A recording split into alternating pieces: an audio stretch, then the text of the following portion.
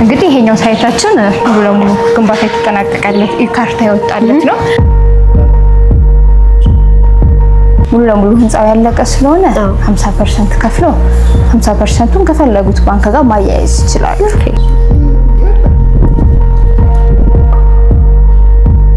ሌላኛው ደግሞ 50%ቱን ከከፈሉ በኋላ ቀሪውን 50% በአንድ አመት ውስጥ ያለምንም ጭማሪ ክፍያውን መጨረስ ይችላሉ።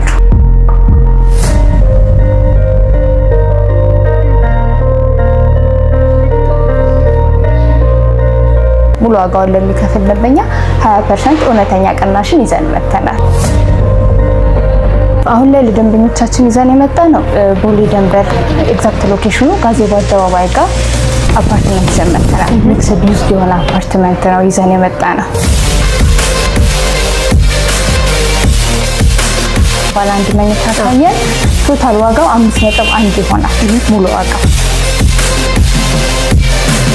እንዳልኩሽ 10% ነው ቅድመ ክፍያ የሚጠይቀው። ነገር ግን ከ30% ጀምሮ ክፍያ ለሚያደርጉ ደንበኞች እንደያከፋፈላቸው ዲስካውንት ይኖራቸዋል። ቤተሰቦቻችን እንዴት ናችሁ? እንግዲህ በዛሬው ቪዲዮ ይዘንላችሁ የመጣ ነው ቦሌ ደንበል አካባቢ በ5.1 ሚሊዮን ብር ብቻ በሙሉ ክፍያ በማጠናቀቅ የቤት ባለቤት ወደሚሆኑበት ቪስኮ ሪል ስቴት ነው ጎራ ብለን ያለ ነው። እስቲ ውስጥ ያለውን ነገር እናያለን። አብራችሁን ቆዩ።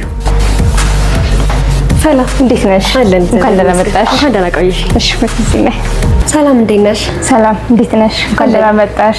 እንኳን ደህና ቆይሽ። መልካም። እንግዲህ ዛሬ ወደ እናንተ ነው ጎራ ብዬ ያለሁት። ከዛ በፊት ግን እስቲ ስለ ራስሽና ስለ ስራ ድርሻሽን ታስታውቂልኛለሽ? እሺ ኤደን እባላለሁ። የቪስኮ ሪል ስቴት የሽያጭ አማካሪ ነኝ። በጣም አሪፍ። እንግዲህ ቪስኮ ሪል ስቴት ብለሽኛል። ቪስኮ ሪል ስቴት ማን ነው? በምን አይነት ስራ ዘርፍ ላይ ተሰማርቶ ይገኛል የሚለውን ነገር እስቲ ንገሪኝ። እሺ ቪስኮ ሪል ስቴት እንግዲህ የኤንኬ ቢዝነስ ግሩፕ ሲስተር ካምፓኒው ነው። ያው ማለትም ከዚህ ቀደም ኮንስትራክሽን ዘርፍ ላይ ነበረ፣ አግሪካልቸር ላይ ሞር ኦፍ ደግሞ ኢምፖርት ኤክስፖርት ላይ ፎከስ አድርጎ ለረጅም ጊዜ ሲሰራ ቆይቷል። አሁን ላይ እንግዲህ በዋናነት አድርጎ እየሰራ የሚገኘው ሪል ስቴት ላይ ነው። በሪል ስቴት ሴክተሩ ላይ ደግሞ በመጀመሪያ ይሄ አሁን ያለንበት ህንፃ ነው የመጀመሪያ ስራችን። ለኦፊስ ፐርፐስ ተደርጎ የተሰራ ህንፃ ነው። ይሄንን አስረክበናል። እኛም መገኛችን እዚሁ የራሳችን ኦፊስ ጋር ያለ ነው የራሳችን ህንፃ። ከዛ በመቀጠል ደግሞ መኖሪያ አፓርትመንቶችን መስቀል ፍላወር ላይ ጨርሰናል። ይህ ካርታው የወጣላቸው ያለቀላቸው አሉ። ኦልሬዲ ከጨረስን በኋላ ነው የተሸጡት እነሱ ገንብተን እነዚህን ይመስላሉ። በጣም አሪፍ። እንግዲህ ምናልባት ምን አይነት አዲስ ነገር ነው ይዛችሁ የመጣችሁት ወይ ደግሞ ከዚህ በፊት ያስረከባችሁት ሳይት አለ ወይ የሚለውን ነገር እስቲ ንገሪኝ። መልካም፣ በጣም አሪፍ። አሁን ላይ ለደንበኞቻችን ይዘን የመጣ ነው ቦሌ ደንበር ኤግዛክት ሎኬሽኑ ጋዜቦ አደባባይ ጋር አፓርትመንት ይዘን መጥተናል። ሚክስድ ዩዝድ የሆነ አፓርትመንት ነው ይዘን የመጣ ነው። እንዳጠቃላይ ህንጻው የሚመስለው 3 ቤዝመንቶች አሉት፣ ግራውንድ ከዛ እስከ 3ኛ ድረስ ያው ሚክስድ ዩዝድ እንዳልኩሽ ለንግድ ሱቅ ነው የሚውለው። ከ4 በኋላ ነው መኖሪያ የሚጀምረው። ቴራስ አለው። ሶ ይሄ ህንጻ አጠቃላይ ምን አሟልቷል የሚለውን ካየን ሰዎች የሚንቀሳቀሱበት 2 ኤሊቬተር አለ። እንዲሁም ደግሞ ሰፋ ያለ ተጨማሪ የእቃ ማጓጓዣ ሌላ ሊፍት አለ ተገጥሞለታል።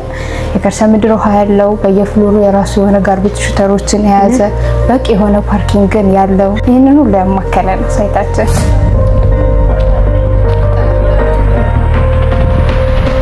እንግዲህ ይሄኛው ሳይታችን ሙሉ ለሙሉ ግንባታ የተጠናቀቀለት ካርታ ያወጣለት ነው። ባይዘው ካርታ የምንለው ከአሁን ላይ እንዴት ሆኗል መሰለሽ? ኖርማል ዲጂታል ካርታ ይወጣል። ይሄ ግን ከፋይዳ ጋር የሚያያዝ ካርታ ነው። አዲስ ዘመናዊ የመጣ ነው። ከፋይዳ ነምበርሽ ጋር የሚያያዘው እና ያን ሁሉ አውጥተን የጨረስንለት ሳይታችን ነው።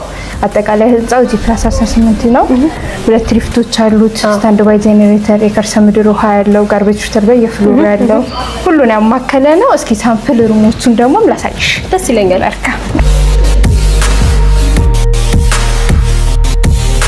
ያው በወለል ላይ 3 አባወራ ብቻ ነው ያሉት። ስለዚህ 2 ሊፍቶች አላቸው። ምንም አይነት መጨናነቅ የለውም። ጋርቤጅ ሹተር አለው። ቤቱ ደግሞ ውስጡን አንድ ሳምፕል ላሳይሽና እሺ ቤቱ በጣም ያለው 3 መኝታ ነው። 153 ካሬ እና 167 ካሬ ነው ያለው። እንግዲህ እንደምታየው ፉል ፊኒሽ ጥንቅቅ ብላ ያለቀ ነው። በጣም ያምራል። በዚሁ እንደዚሁ አይነት አስተላለቅ ከፈለጉ እንደዚህ አይነት አስተላለቅ ነው የምንሰራላቸው። ምናልባት ደግሞ ያው ነዋሪው የተለያየ ምርጫ ነው ያለው። ሶ በራሴ ፊኒሽንጉን ራሴ ጨርሳለሁ ለሚል ደግሞ ደንበኛ በሰሚ ፊኒሽ ደግሞ መውሰድ ይችላል። ፊኒሽንጉን ራሱ መጨረስ ይችላል ማለት ነው። ይህ 3 ቤድሩም ነው ብለሽኛል። 3 ቤድሩም ነው። እዛ ጋር ኮመን ባዝሩም ይኖረናል። በጣም አሪፍ። እዚህ ጋር ደግሞ ኪችናችን ነው። ለየት የሚያደርገን የሚገርምሽ ከኪችናችን ላይ ተጨማሪ በረንዳ አለው። ኦኬ የኪችንን በረንዳ አለው። ኪችኑ እሱ ጋር ተጨማሪ ያው የአበሻ ካልቸራችን ምግቦቻችን ትንሽ ሽታዎች ስላላቸው እሱን ታሳቢ አድርገን ነው። በሁሉም ሳይድ ናቹራል ኤር ነው፣ ናቹራል ቬንቲሌሽን ያስገባል ነው። በትክክል የምታዩ ነው ናቹራል። ከዛ በተጨማሪ ደግሞ የሰራተኛ ክፍል በዚህ ሳይድ ይኖረናል ማለት ነው። በጣም አሪፍ።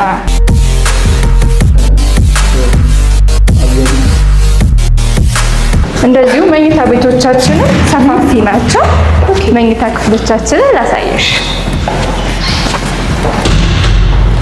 ይሄ አንድ የልጆች መኝታ ነው የሚሆነው። አንደኛው መኝታ ነው የሚሆነው። በጣም ወላሂ ለልጆች በጣም በቂ የሚባል ቤት ውስጥ ነው ያለው። እዚህ ጋር ሌላ ሁለተኛው የልጆች መኝታ ይኖረናል። በጣም አሪፍ። ይሄም እንደዚህ ተመሳሳይ ሰፊና ተፈጥሮ አየር ያለው ጥንቅቅ ብሎ ያለቀለት ነው። ለልጆች በጣም ተመጣጣኝ የሆነ ክፍል ትክክል። ይሄ ሁለተኛ ክፍላችን ነው። ሌላኛውን ደግሞ እዚህ ጋር እናያለን። ማስተር ቤድሩም የምንለው ዋናው መኝታችን ነው። ይሄ ደግሞ ማስተር ቤድሩሙ ነው። ሰፊ ነው። የራሱ የሆነ ሻወር፣ ሽንት ቤት አለው። እንዲሁም ደግሞ ከዚች ጋር ተጨማሪ ብዙ አየር የሚወስዱባት ባልከኒ ያለቻት። ስለዚህ ለካፊ ወደዚህ ወጣ ብሎ በደንብ ቢሆንም ማየት ይችላሉ። ንጹህ አየርንም መቀበል ይችላሉ። ባልከኒ በቂ ይሆናል። በጣም አሪፍ። የውስጥ ደግሞ ሻወር ሽንት ቤት ይኖረናል። እዚህ ጋር ሻወር ሽንት ቤቱ በጣም ሰፊ ነው። ሻወር ሽንት ቤቱ ሰፋ ያለ ነው። የማስተር ቤድሩሙ ሰፋ ያለ ነው። ሁሉም ሳሎኖቻችን ትላልቅ ባልከኒዎች አላቸው። እዚህ ጋር እንደምታዩት ሰፋፊ የሆነ ባልከኒ አላቸው። ስለዚህ ናቹራል ኤር እና ናቹራል ላይት ይገባል ማለት ነው በሚገባ። በሁለት ታስራለ ሰው ደንበል ጋዜቦ ጋር ብለሽኛል አይደለ? እስቲ ስለ አካባቢው ደግሞ እስቲ አንዳንድ ነገር ንገሪኝ። ካለው ሴፍቲ አንጻር ሊሆን ይችላል። ምናልባት ደንበኞች ለኢንቨስትመንት መግዛት የሚፈልጉ ይኖራሉና ከሱ አንጻር ምን ያህል ተመራጭ ነው ቦታው? በጣም አሪፍ። የሚገርምሽ እኛ ይሄንን ሳይት ስናወጣው ታርጌት ያደረግነው አስ ኢንቨስትመንት ነው። ለመመሰሽ በብዛት ለኢንቨስትመንት የሚመረጥ ቦታ ነው። ቦሌ እንደመሆኑ መጠን እዚሁ አካባቢ ላይ በዛ ላይ ለኤርፖርት 10 ኪሎ ሜትር ርቀት ላይ የምትገኝ ነች። ቅርብ ርቀት ናት። ሶ የውጭ ዜጎች ሊሆኑ ይችላሉ፣ እንዲሁም ዲያስፖራዎች በመጡ ጊዜ በመጀመሪያነት ለማረፊያነት የሚመርጧት ቦታ ናት። ኦልሬዲ ለምቶ ያለቀ ቦታ ላይ ነው ይሄንን ሳይት ይዘን የመጣነው። ሶ ይሄንን ነገሮች ታሳቢ አድርገን አስ ኢንቨስትመንት ነው ይዘን የመጣነው ይሄንን ሳይታችን። ስለዚህ ሙሉ ለሙሉ ለምታ ያለቀ ቦታ ላይ ነው ይዘነው የመጣነው። አዋጭነቱ ጥርጥር የለውም። እንዳጠቃላይ በአዲስ አበባ ውስጥ ካየሹ ፕራይም የተባለ ሎኬሽን ነው። ብዙ አሚኒቲዎች በዙሪያው አሉ። ትላልቅ ሆስፒታሎች፣ የእምነት ተቋማት እንዲሁም ደግሞ ትምህርት ቤቶች ሁሉንም አሚኒቲ ያሟላ ነው። በጣም ጥሩ። እንግዲህ ይህንን ሁሉ ከነገርሽኝ አይቀር ደግሞ እስቲ ከቤቶች ውጪ ያሏችሁ ደግሞ እስቲ ስለ ሱቆቹ አንዳንድ ነገር ንገሪኝ። በጣም አሪፍ። የንግድ ሱቆቻችን እንዳልኩሽ እስከ 3ኛ ፍሎር ድረስ ያሉት ናቸው የሚሆኑት። እነዚህ የንግድ ሱቆች ላይ በካሬ አማራጫቸውን ካየሽ ከ10 ካሬ ጀምሮ በፈለጉት የካሬ አማራጭ ይዘንላቸው የመጣ ነው። ከ10 ካሬ ጀምሮ እንደፈለጉት ካሬ አማራጭ መውሰድ ይችላሉ። ሶ ይሄንን ሱቅ ደግሞ ካየነው ምን አድቫንቴጅ ያገኛሉ ይሄንን ሱቅ እዚህ በመግዛታቸው የሚለውን ካየነው ቅድም እንዳልኩሽ ስለ ሰፈሩ ከሎኬሽኑ ፕራይም ከመሆኑ በተጨማሪ ምን አለ ጀስት እኛ ሳይታችን አደባባይ ዳር ነው ያለው። አደባባዩ ፊት ለፊት መንግስት አዲስ የያዘ ፕሮጀክት አለ። ምንድነው ይሄ? የፓርኪንግ ኤሪያ ነው። ትልቅ የሆነ የፓርኪንግ ኤሪያ አለው። ሶ እዚህ አካባቢ የሚመጡ ሊሆኑ ይችላሉ፣ ኦፊስም ያላቸው ሁሉም ሴትል ያደረጉ ሰዎች በሙላ ሊሆኑ ይችላሉ። እንዲሁም አዲስ የሚመጡት መኪና ፓርክ ለማድረግ የሚጠቀሙበት ቦታ ነው ይሄ ቦታ። ሶ ከዚህ ፓርኪንግ በሚወጡበት ጊዜ ብዙ አይነት ፍሎ ይኖረዋል። የኛ ሳይት ደግሞ ኤግዛክት ፊት ለፊቱ ነው ያለው። ሶ ከዚህ ሱቅ በሚገዙ ጊዜ ፊት ለፊት የመታየት ኦፕሽን አለው። በደንብ ፍሎ አለው። ሱቁን ከነገበያው ማለት ትችያለሽ። እዚህ ላይ ካየሽው በደንብ ፍሎ ስላለ ትርፋማ ነው በጣም የሚሆኑበት እዚህ ላይ የሚገዙ ሰዎች። ቦሌ ከመሆኑም በተጨማሪ ትልቅ አድቫንቴጅ ይዘንላቸው መተናል።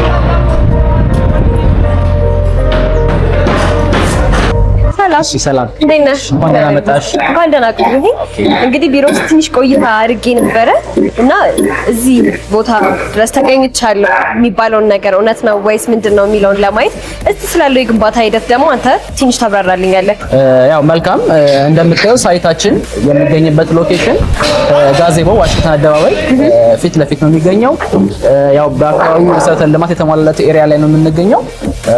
እንደ ህንጻም ደግሞ እንደ ቢልዲንግ አጠቃላይ እኛ ያለንበት ቢልዲንግ 3 ቤዝመንት ወርታች ጨርሰን አሁን ላይ ያው እንደ ሚክስድ ዩዝ ነው፣ ሞል አፓርትመንት ነው ህንጻው። እስከ 3ኛ ፍሎር ድረስ ያሉት ሱቆች ሙሉ በሙሉ ኦልሬዲ ተጠናቀዋል አሁን ላይ ማለት ነው። አሁን የቤቶቹ ግንባታ ነው እየተካሄደ ያለው ማለት ነው። ያው እንደ ኮንስትራክሽን የምንጠቀማቸው ለየት የሚያደርገን ከተማው ላይ ካለው ለየት የሚያደርጉ አሉን ማለት ነው። ያው ከነሱ ውስጥ አንደኛው ደግሞ ምንድነው የምንጠቀመው ፎርም ወርክ ነው። ያው ፕሌይውድ ፎርም ወርክ እኛ የምንጠቀመው ግሪን ፕሌይውድ ፎርም ወርክ እንለዋለን። ያው ይሄ በከተማ ውስጥ ጥቂቶች ብቻ የሚጠቀሙት ፎርም ወርክ ነው ማለት ነው። እንደምታዩ ህንጻውን ስትራክቸሩን ሙሉ በሙሉ አሁን ስላብ ከተሞላ በኋላ የኮለን የቢም ከተሞላ በኋላ ቀጥታ ወደ ቻክ ነው የሚሄደው ማለት ነው። ይሄ ማለት ታይም ኮንሱምሽን በጣም ይቀንሳል ማለት ነው። ይሄ ከዲሊቨሪ ታይም ጋር ከሚነሳው ደንበኛ በጊዜ ከመጣው ጋር ከሚነሳው ጊዜ አንፃር ቀጥታ ወደ ቻክ ስለሚሄድ ፓርቲሳት ሰጥቶ ወደ ቻክ ነው የሚገባውና እሱ በጣም ይቀርፋል ማለት ነው። ቶሎ እንዲያልቅ ነው የሚያደርገው ማለት ነው። ጥንካሬም አለው እንደምታዩ ውበትም ደግሞ ኤስቴቲካሊ በጣም ቆንጆ ነው የሚሆነው ማለት ነው። ስለዚህ ይሄ እንደ ከዚህ በፊት እንደነበረው ትራዲሽናሉ ልስን ስራን ስራዎችን ያስቀራል ማለት ነው። ስለዚህ ያው ሙሉ ቴክኖሎጂ ነው። ከተማ ውስጥ በጣም ጥቂት የሚባሉ ሰዎች የሚጠቀሙት ነው ማለት ነው። ሌላው ደግሞ ምንድነው ፖስቴጅ ቴክኖሎጂ ነው የሚጠቀመው። ፖስቴጅ ቴክኖሎጂ ምንድነው አድቫንቴጁ? አንደኛው ስፓን ያለው ድንግዝ ኮርነሮቹ የምታገኛቸው ኮርነር ላይ ነው የምታገኛቸው ማለት ነው። ስለዚህ ቤትሽ ውስጥ ኦፕኒንግ የሆነ ስፔስ ይኖርሻል ማለት ነው። እንደዚህ መሀል ላይ ኮለን እየመጣ አይረብሽም። በጣም አሪፍ። አንደኛው አድቫንቴጁ እሱ ነው። ሁለተኛው ደግሞ ምንድነው ከኳሊቲም አንፃር እንዲሁም ደግሞ በታይም ኮንሱም ከማድረግ አንፃር የራሱ የሆነ አስተዋጽኦ ያደርጋል ማለት ነው። ሌላው ለየት የሚያደርገን ነገር ፖስቴጅ ቴክኖሎጂ የሚጠቀመው ነው። ይሄ አዲስ አበባ ላይ ጥቂቶች የሚጠቀሙት ነው። የተለመደው በዱባይ በተለያዩ ዓለማችን ሀገራት ላይ ነው። ይሄም ያው ሞደርን ሊቪንግ ለሚፈልግ ደንበኛ የተሻለ ዋን ስቴፕ ሄድ ነው ማለት ነው። አድቫንቴጅ ነው ማለት ነው። ታዲያ እስቲ ወደ ቤቶቹ እንለፍና ያሏችሁ የካሬና የመኝታ ክፍል አማራጮች ምን ምን ይመስላሉ? በጣም አሪፍ። ያው ቅድም እንዳልኩሽ ኢንቨስትመንት ታርጌት ስላደረግን ይዘን የመጣ ነው ባለ 1 እና ባለ 2 መኝታ ነው። ባለ 1 መኝታ አነስ ያለ ካሬ ለሚፈልግ በ55 ካሬ ይዘን መተናል። እንዲሁም ትንሽ ሰፋ ያለ ለሚፈልግ 70 ካሬ ይዘን መተናል። ባለ 2 ደግሞ ካየን ዝቅተኛ በ77 ካሬ እንዲሁም ከፍ ካለ በ84 ካሬ ይዘን መተናል። በጣም አሪፍ። እንግዲህ ያው እንደየሰው ፍላጎት እንዲሆን ተብሎ አነስ ያለ ቤት ለሚፈልግ አነስ ባለ ካሬ፣ ተለቅ ያለ ቤት ለሚፈልግ ደግሞ ተለቅ ያለ ካሬ ይዛችሁ መቅረባችሁን ቀደም ብለሽ ገልጸሽልኛል። ታዲያ አከፋፈል ሁኔታቸው ምን ይመስላል? በጣም አሪፍ። እንግዲህ እያንዳንዱን ዋጋቸውን ዲቴል ካየን እንደያከፋፈላቸው ይለያያል። ምን ልልሽ ነው፣ 2 አይነት መንገዶችን ይዘንላቸው መተናል ለደንበኞቻችን።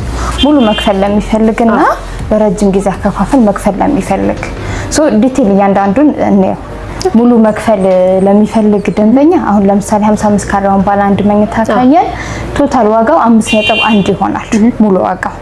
ሁለተኛ ደግሞ በተለቅ ያለ ካሬ የሚፈልግ ከሆኑ በ70 ካሬው ካየነው የዚህ ቶታል ዋጋችን 6.5 ይሆናል። እንዲሁም ደግሞ ባለ 2 መኝታዎችን ካየን አነስ ያለ ለሚፈልግ 77 ካሬ ያዘጋጅተናል። የዚህ ሙሉ ዋጋው 7.2 ይሆናል ሙሉ ለሚከፍል። እንዲሁም ደግሞ 84 ካሬ ለሚፈልግ ደግሞ የዚህ ዋጋው 7.8 ይሆናል ማለት ነው። ሌላኛው ሁለተኛው አከፋፈል መንገድ ያዘጋጀነው ደግሞ በረጅም ጊዜ ያልኩሽ እሱን ስናይ 55 ካሬውን ካየን የዚህ ሙሉ ዋጋው የሚሆነው 6.8 ይሆናል። ቅድመ ክፍያው ዳውን ፔመንት የምንጠይቀው 10% ነው ማለትም 680 ሺህ ብር ማለት ነው።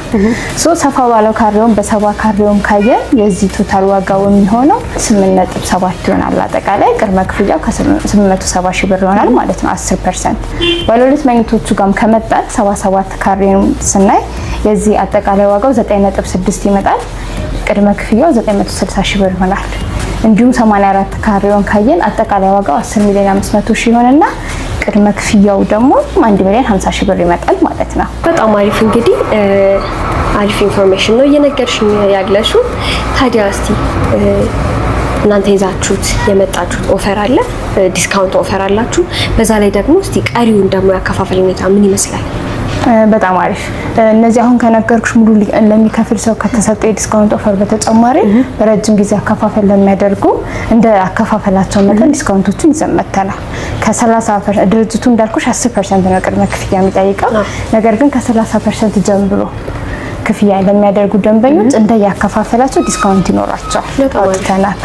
ሌላው ቀሪውን አከፋፈል እንዴት ይሆናል ላልሽኝ ደግሞ 10% ከከፈሉ በኋላ ቀሪውን የሚከፍሉት ቤዝድ ኦን ፕሮግረስ ነው የሚሆንላቸው። ይህም ማለት እንዴት ነው? የግንባታውን ሂደት እያየን ነው ቀጣዩን ክፍያ የሚደረገው። ውላችን ላይ በተቀመጠው መሰረት ህንፃው 6ኛ 8 ሲደርስ ቴራስ ሲደርስ የቤቶቹ በር ሲገጠሙ ቁልፍ ሲረከብ እነዚህን የመሳሰሉ ስቴፕ አሉ ውላችን ላይ። እነዚህ መሰረት አድርገው ይህንን ተከትሎ ነው ደንበኛ የሚከፍለው። ማለትም ኤግዛክት ክፍያ የሚያደርገውን ገንዘብ ኤግዛክት ግንባታው ላይ እየዋለ መሆኑን እያረጋገጠ ነው የሚሄደው ማለት ነው። ያው ይሄንን ያደረገው ለደንበኛው ሴፍቲ ሲባል ነው። እንደዛ ነው የሚሆነው። በጣም አሪፍ እንግዲህ ስለ ቤቶቹ ይሄን ያልካልን አይቀር ደግሞ እስቲ ስለ የንግድ ሱቆቹ የአከፋፈል ሁኔታና የካሬ አማራጮቻቸው ምን ያህል ነው ወይ ምን ይመስላል የሚለውን ነገር ንገሪ። እሺ በጣም አሪፍ። ሱቆቻችን እንግዲህ ከ10 ካሬ ጀምሮ ደንበኛው እንደፈለገው የካሬ አማራጭ ይዘን የመጣ ነው። ሌላው እዚህ ጋር ምንድነው ህንጻችን አሁን ላይ ያለበት ፕሮግረሱ ኦልሞስት 45% ደርሷል እና አንድ ደንበኛ ሱቅ ፈልጎ ሱቅ ለመግዛት ሲመጣ ኦልሬዲ ስትራክቸሩ ያለቀለት ነገር ስለሆነ ኤግዛክት ሱቁ ያረፈበትን በየትኛው እይታውን ያለበትን እይታውን ሳይድ ዲቴል አይቶ ነው የሚገዛው። ኦልሬዲ ስትራክቸሩ ያለቀለት ነገር ስለሆነ ማለት ነው። ስለዚህ ይህንን መሰረት አድርገው እንደየቪው መርጠው መግዛት ይችላሉ። እንዳልኩሽ ጋዜቦ አደባባይ ፊት ለፊት ነው የሚገኘው። አከፋፈል ሁኔታዎቹን ደግሞ ዲቴል ካየን እንዳልኩሽ ከ10 ካሬ ጀምሮ ብዙ አይነት ስለሆነ ያለ ለምሳሌ ያክል በ15 ካሬ እንውሰድ። እንደየፍሎራቸው ዋጋቸው ይለያያል። ስለዚህ አሁን 15 ካሬ እንደምሳሌ ከተጠቀምን ሁለተኛ ፍሎር ላይ ሱቅ መግዛት ለሚፈልግ ደንበኛ ሙሉ ዋጋው የሚሆነው 3,750,000 ይሆንና የዚህ ዳውን ፔመንቱ 1,500,000 ይሆናል። ልክ እንደዚህ ደግሞ አንደኛ ፎቅ ላይ ሲወርድና የዚህ 15 ካሬ ሙሉ ዋጋው ስናየው 4 ሚሊዮን ይሆንና የዚህ ቅድመ ክፍያችን 1.7 ይሆናል። በተመሳሳይ ካሬ ሆኖ ግራውንድ ላይ ስንወርድ ደግሞ የዚህ ሙሉ ዋጋው 4.6 ይሆንና ቅድመ ክፍያው 1.8 ይሆናል። ስለዚህ እንደየፍሎራቸው ዋጋቸው ይለያያል ማለት ነው። ታዲያ ይህን ሁሉ ነገር ካልን አይቀር እስቲ ቪስኮ ሪል ስቴት ከሌላው ሪል ስቴት በምንድን ነው ለየት የሚያደርገው? በዛ ላይ የያዛችሁት ፕሮጀክት የምን ያህል ጊዜ ፕሮጀክት ነው የሚለውን ነገር እስቲ ንገሪ። በጣም አሪፍ። የሚገርምሽ ይሄንን ከመጥቀሲ በፊት መጀመሪያ መስቀል ፍላወር ጨርሰናል ያልኩሽ ሳይት በ2 ዓመት ያለቀ ፕሮጀክት ነው። ይሄም ማለት ምንድነው ጀስት ካምፓኒው በራሱ ነው ገንብቶ እዛ ያደረሰው። ከዛን ግንባታ ካለቀ በኋላ ነው ለሽያጭ ላውንች አድርገን የነበረው ያኔ። ይሄን በ2 ዓመት ነው የጨረስነው። ይሄንን ፕሮጀክት ደግሞ ካየን የንግድ ሱቆቹ በ1 ዓመት ከ3 ወር ነው የሚረከቡት። ያው ስትራክቸራቸው ስላለቀ ፉል ፊኒሽድ አድርጎ ያው ማክሲመሙን 1 ዓመት ከ3 ወር ባለው ይረከባል።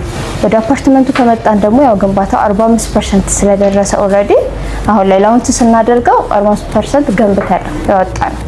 ስለዚህ ቀሪውን ደግሞ ጨርሶ ጥንቅቅ አድርጎ ለማስረከብ ማክሲመም 2 ዓመት ከ6 ወር ነው። በጣም አሪፍ። እንግዲህ ታዲያ አንድ ደንበኛ ያው በረጅም ጊዜ አከፋፈል መርጦ ከናንተ የንግድ ሱቅም ሆነ መኖሪያ ቤት ገዝቶ እንግዲህ ቅድመ ክፍያውን አጠናቆ ከዛ በኋላ ያለውን ቀሪውን ክፍያ እስኪያጠናቀቅ ድረስ በመሀል ማቴሪያል ቢጨምር ምናልባት እንደሚታወቀው ነዳጅ፣ ዶላር እንደነዚህ አይነት ነገሮች ቢጨምር እናንተ ጋም ዋጋ የመጨመር አይነት ነገር አለ ወይስ እንዴት ነው? በጣም አሪፍ ጥሩ ጥያቄ ነው የጠየቅሽኝ። ቪስኮን ለየት የሚያደርገው አንዱ ነገር ይሄ ነው። እንዴት መሰለሽ አሁን ላይ እነዚህ ነዳጅ፣ ብረት፣ ሲሚንቶ አሁን ባለበት ሀገራችን ሁኔታ ለራሱ ያሰቃል። እኛ ግን ፊክስድ የሆነ አማውንት ነው ይዘን የመጣ ነው። ሪስኩ ሙሉ ለሙሉ ድርጅቱ ነው የሚይዘው። ምንም አይነት ነገር ማቴሪያል ቢጨምር ዛሬ ደንበኛው በ6.8 ዲል ካደረገ ቤቱን እስኪረከብ ድረስ ይቺ 6.8 አማውንት ነው እየከፈለ የሚመጣው እንጂ ሌላ ምንም አይነት ጭማሪ የለውም። ይሄ ምን ያደርጋል? ደንበኛው በደንብ ኮንፊደንስ እንዲሰማው ያደርጋል። እኛንም እንደ ካምፓኒ ካየሽ ብለን ለደንበኛ ትልቅ አድቫንቴጅ ነው። ብረት ነዳጅ እየጨመረ ስለሚሄድ እኛ አንዴ ገዝተን ነው ስቶር የምናስቀምጠው ግንባታውን እያፋጠነን እንሄዳለን ማለት ነው። ሪስኩን ስለያዝን መክሰር ደግሞ ስለሌለብን እያፈጠንን እየሰራን እንድንሄድ ያደርገናል። ስለዚህ ትልቅ ሴፍቲ ነው ለደንበኛ ይሄ ነገር። በጣም አሪፍ። ያው መስቀል ፍላወር ላይ የተወሰኑ ስቶኮች ቀርተውኛል ብለሽኛል። ታዲያ እነዛ የተወሰኑ ስቶኮች እድለኛ መሆን የሚፈልግ ወይም ባለቤት መሆን የሚፈልግ ያለው የካሬ አማራጭና አከፋፈል ሁኔታ ምን ይመስላል ማለት ነው? በጣም አሪፍ። እንግዲህ ለደረሰበት መረጃውን እንስጥ። ያሉን ይዘን የመጣ ነው 3 መኝታ ናቸው እዛ ላይ ያሉት። እነዚህ በ153 እና በ167 ካሬ ነው ይዘን የመጣ ነው። ሌላው አከፋፈሉን ካየን 3 አይነት መንገዶች አሉ እዚህ ላይ። ሙሉ ለሙሉ ህንጻው ያለቀ ስለሆነ 50% ከፍለው 50%ቱን ከፈለጉት ባንክ ጋር ማያያዝ ይችላሉ። ሌላኛው ደግሞ 50%ቱን ከከፈሉ በኋላ ቀሪውን 50% በአንድ አመት ውስጥ ያለምንም ጭማሪ ክፍያውን መጨረስ ይችላሉ። ሌላ ሶስተኛው ደግሞ ያከፋፈል ይዘን የመጣ ነው ሙሉ ለሚከፍል ደንበኛ ነው። ሙሉ ዋጋውን ለሚከፍል ደንበኛ 20% እውነተኛ ቅናሽን ይዘን መተናል። እንዳልኩሽ ለደረሰበት እነዚህን ቆንጆ አከፋፈሎች ጋር አመቻችተን ይዘን መተናል። አሉ ጥቂት ስቶኮች። በጣም ጥሩ። ስለዚህ ለደረሰበት በዚህ መልኩ የቤቱ ባለቤት መሆን ይችላሉ ነው ያለው። ትክክል። በጣም አሪፍ። እንግዲህ በጣም ብዙ የተለያዩ ኢንፎርሜሽኖችን ነግረሽኛል። ይህን ሁሉ ነገር አውርተን ታዲያ እዚህ ሀገር ውስጥም ላሉ ሊሆን ይችላል፣ ስፔሻሊ ደግሞ ከሀገር ውጭም ላሉት ወደ ዘመዶቻችንም ሊሆን ይችላል የቪስኮ የሱቅ ባለቤትም ሆነ የመኖሪያ ቤት ባለቤት መሆን ለሚፈልጉ ሰው እንዴት ነው እናንተ ተደራሽ መሆን የምትችሉት? በጣም አሪፍ። እንግዲህ እዚሁ ሀገር ለሚገኙ ደንበኞቻችን ስልክ ከስር እናስቀምጣለን። በዛ ኮንታክት አድርገውን ኦፊስ መጥተው ያለው ሙሉ መረጃ ሌጋል ዶክመንቶችን እያንዳንዱ ዲቴል ማየት ይችላሉ። ከዛ በተጨማሪ ሳይቶቹንም በደንብ አድርገው መጎብኘት ይችላሉ። በውጭ ላሉት ደንበኞቻችን ደግሞ ተወካይ ካላቸው ተወካይ ልከው ከኛ ጋር ኮንታክት አድርገው መጨረስ ይችላሉ። ግን ተወካይ የሌለው ውጭ ያለ ነዋሪ ከሆነ የሚፈልገው ደግሞ በዲኤችኤል ሲስተም አድርገን ባለበት ሆኖ ከድርጅቱ ጋር ተዋውሎ ፋይሎቹን ደረሰኙን ልከንለት ዲል አድርገን መጨረስ እንችላለን። ሙሉ መረጃውን ወስዶ ያለውን ነገር መጨረስ ይቻላል።